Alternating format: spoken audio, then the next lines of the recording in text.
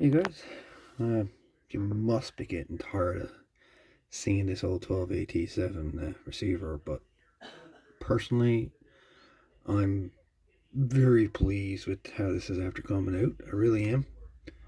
Um, I put a lot of time into this one. This is like a month's worth of work.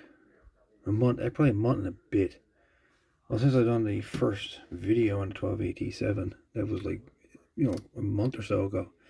I've been steady working on this thing, and basically, I just wanted to show you from the back end of the radio and probably go over a little bit more of how this thing kind of operates.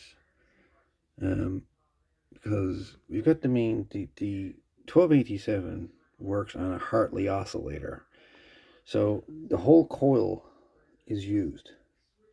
So there's no tickler coil on this thing. The whole entire coil is used for the oscillator on this one.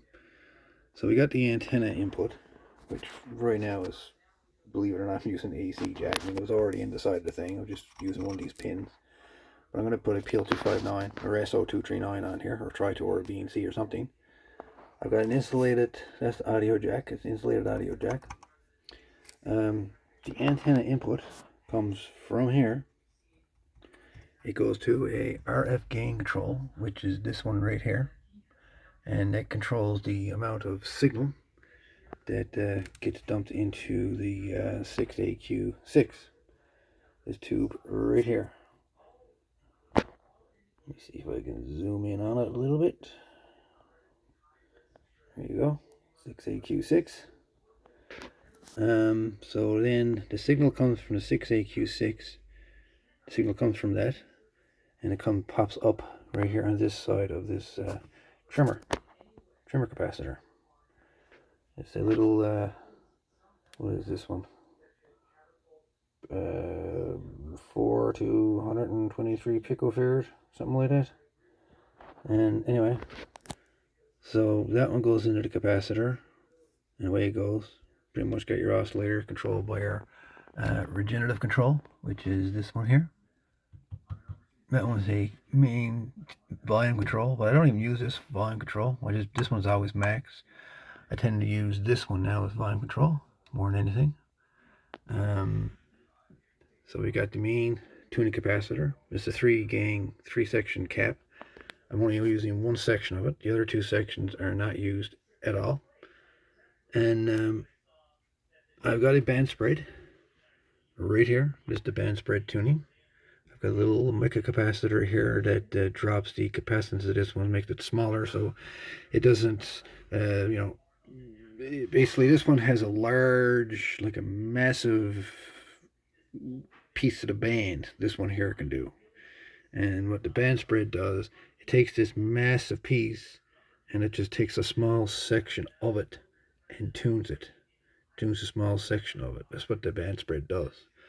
And it's a 40 picofarad capacitor, and it's this microcapacitor in series. I'm actually making this band spread capacitor even smaller, so it's doing a smaller section of the band. So, and then we've got the 12AT7, which is this one right here. This is the heart of the Hartley oscillator. It works in conjunction with this cap, this coil, the regenerative control, volume control, and this capacitor. All this works together as one circuit.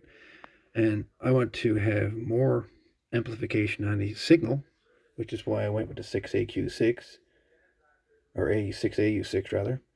And the advantage of even having a 6AU6 here is that it isolates the antenna a lot more, so you don't get any RF signal feeding back from the Hartley oscillator back into the antenna, causing issues. It's actually an isolation filter, basically. It amplifies, yes. It's amplifying the internal signal, but it's also isolating the antenna from the rest of the circuit, so don't radiate a signal into the antenna. So we go from the 12AT7, which is this one, and then I want to step up the audio amplification.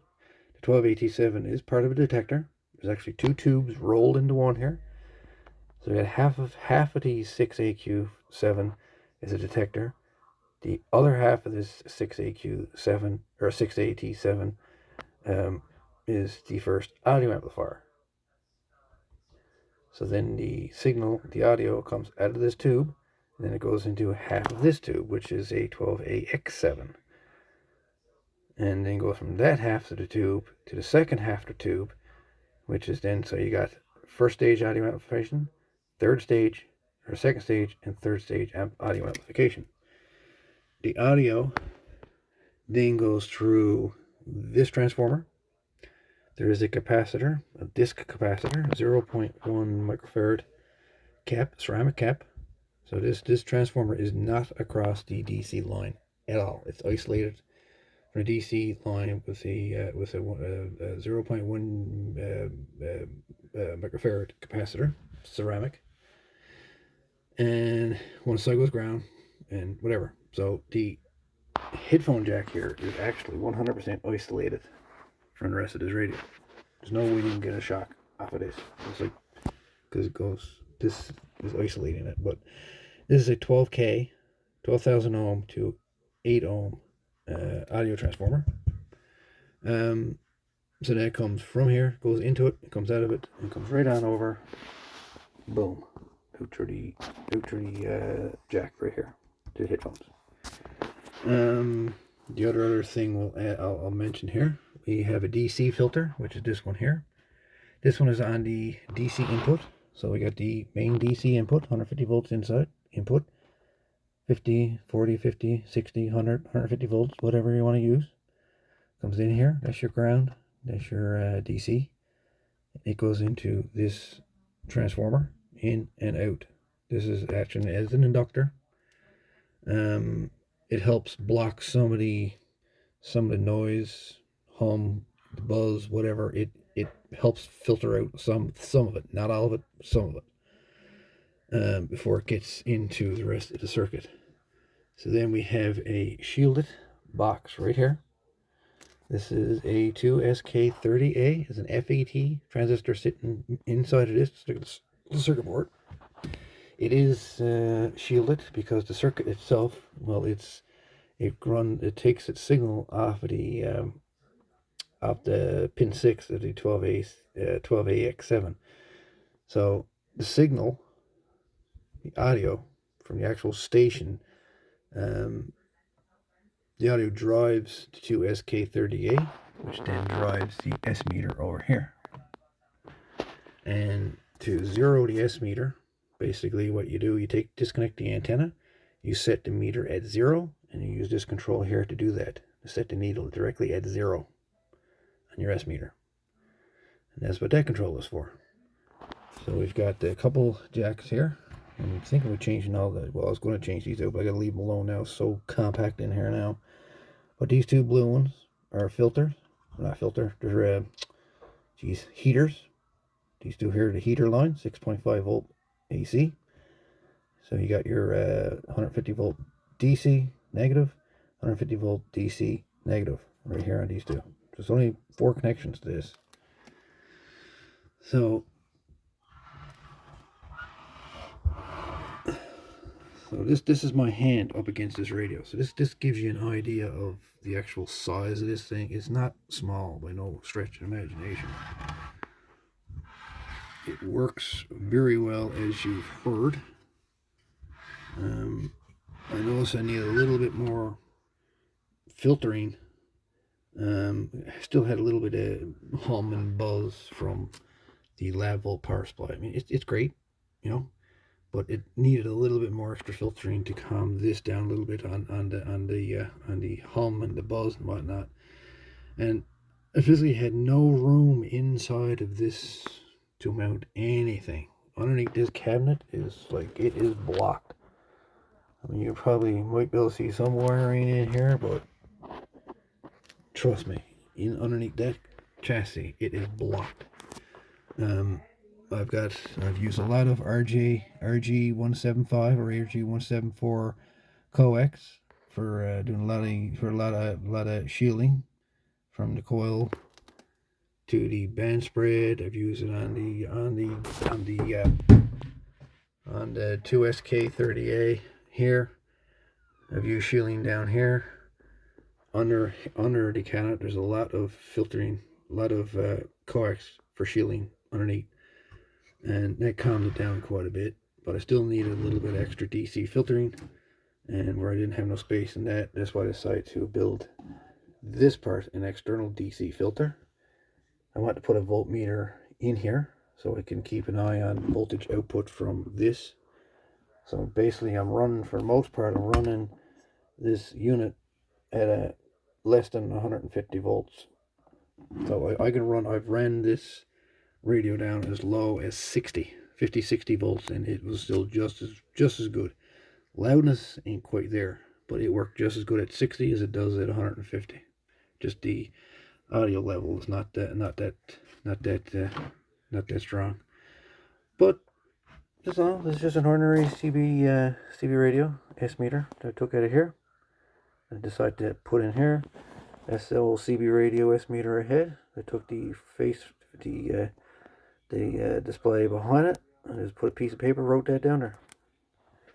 So that's the 12AT7 receiver in a nutshell. It's very complicated. If I had to build this again, I'd forget it.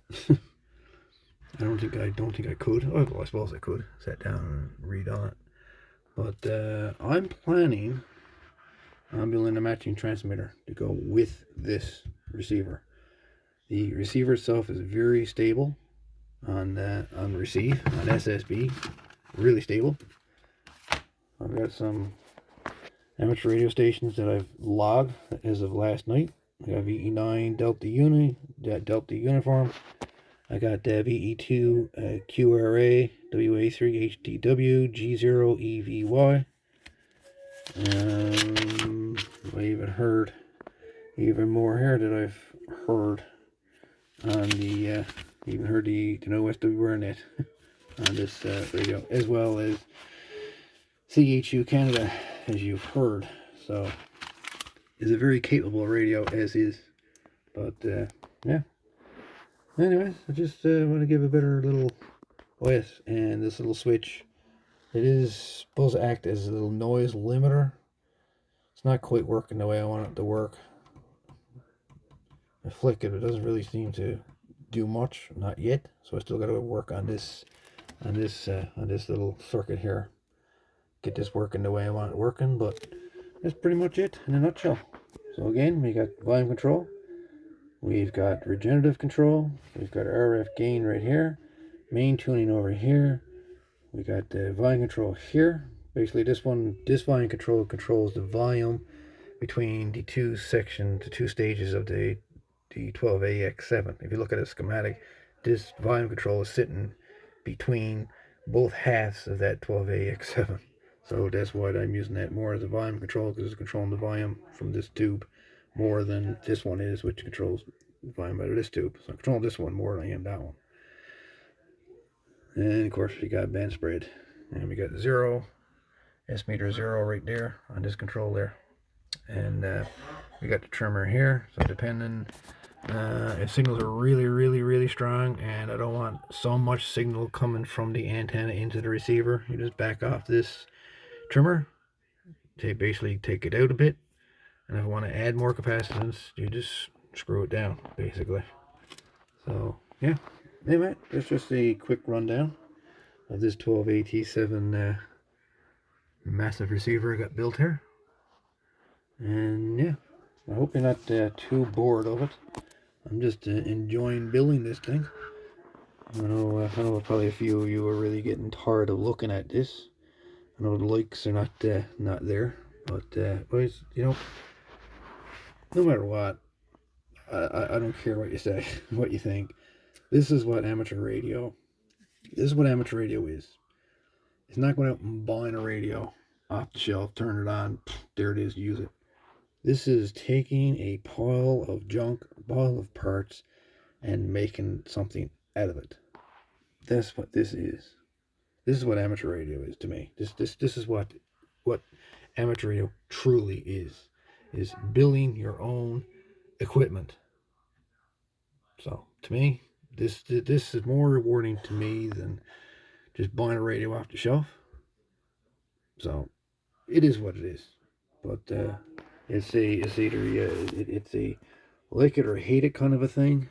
But personally, I like it. I enjoy it, and I love building this stuff. So, anyways, folks, that's the 12AT7. Still got some little things I want to do with it. I want to put I want to get rid of this AC cord that's over here. This plug.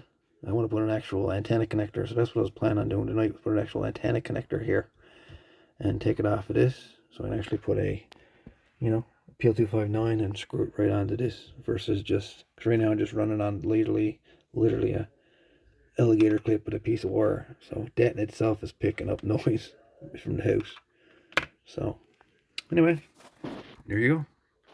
That's 12AT in a nutshell. Hey folks, 7-3. Thanks for watching, and you'll see a few more videos on this one yet before I'm done with it. All the best, guys. 7-3.